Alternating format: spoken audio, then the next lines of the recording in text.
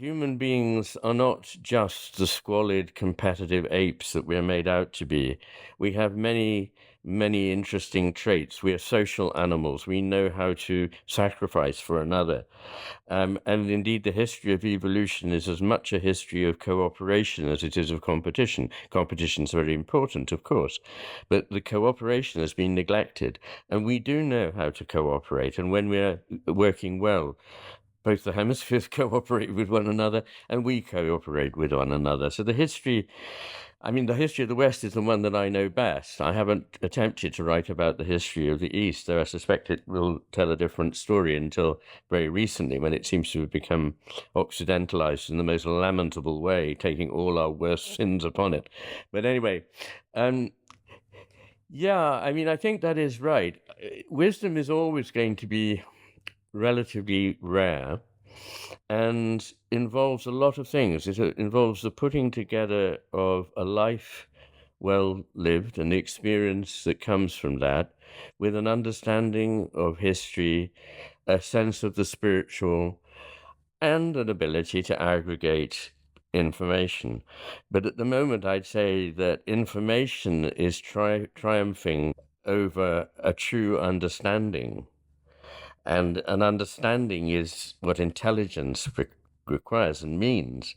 So that much of the time we're amassing information and we kind of know in a technical way certain things. We probably know more in that sense than humanity has ever known. But we're also, in my view, less wise than humanity has ever been. This fact that we can know things and can do things has gone to our heads and made us hubristic, vain, and ridiculous because we think we can solve everything, but we don't understand a half of what we've got hold of here. So I think AI is a problem. Yeah. How does that map from an individual to a culture? Because as individuals, we have left hemispheres and right hemispheres, and we have a corpus callosum that divides them and is getting larger over time, implying that there's some narrative control going on. But our culture doesn't have a left or a right hemisphere. So is it just the proportion of the population that is kind of tilted in one direction? That periodically you said there were a couple historical cultures that flourished because they had more of a balanced what's the difference between individuals, population, and the whole culture with respect to this phenomenon? Yes, it's a reasonable question. Um, of course, I'm not suggesting that physically the brain has changed enormously since 2000 years ago. It will have changed a bit because it's always evolving, but it's not that I'm referring to. It's that we use the brain in different ways. We can choose to listen to one part of the brain more than another. And I think that what happens as a society becomes a powerful civilization, a number of things happen. One is that it overreaches itself, either in terms of its territory or its military and economic power.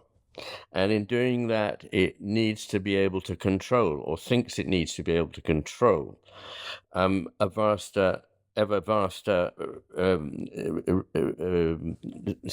panoply of elements in human life. And to do that, it needs to simplify, to roll out, as we say, a bureaucratic system and so forth. So as a civilization becomes too large and overreaches itself, it moves more and more towards a kind of left hemisphere thinking that helps it with the map, the theory, the diagram of life, rather than the actual business of life. And I think the other thing that happens, well, there are many things that happen. I think there are about half a dozen that I refer to in the preface to The Matter with Things. The preface to The Martian is Hemisphere, and take much further in The Matter with Things. But one is something that the great philosopher Iain Whitehead said, that a civilization thrives until it overanalyzes itself. And I think that what's happening in our world is we don't really live connected so much to nature. We don't live connected to a spiritual tradition. We don't live connected to our history and culture. Our art has become too intellectualized. It's become too conceptual, not powerful, visceral, and metaphoric in its nature, as most great art is.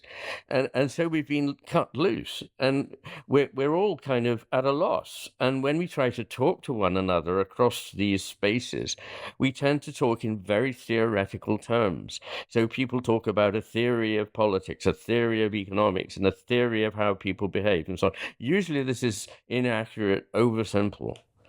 And so it's that gets us into this frame of mind, because the left hemisphere's message is money for old rope. It's incredibly simple. We're just apes that compete for territory, money, and power. That's the left hemisphere's knowledge. Because let me put it this way, the left hemisphere's raison d'etre is to make us powerful, to help us grab things. It controls the right hand, which for most of us is the one which we do the grabbing and the manipulating. And it helps us maintain power. But all the rest of the understanding of everything else that humans are capable of, the life of the spirit, the life of morality, of beauty, of goodness, of truth, all these things are somehow left out of this picture and become somehow marginalized or trivialized, as they have done, I believe, in our culture at the moment. And so why I wrote The Matter with Things was because I could see that we all agree there is something that is the matter with things. I mean, very few people think everything's going fine right now. But it's also a notice of the fact that we overvalue matter in the most simple sense. I actually say that materialists are not people who overvalue matter, they're people who undervalue matter, because matter is a very extraordinary thing.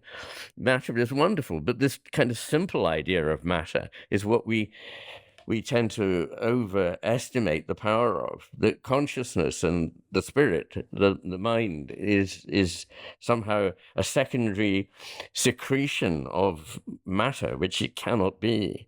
And that we've made a world up out of things, which is how the left hemisphere puts things together. Whereas I believe the importance in everything lies in relationship, not in what we call the things themselves that are related.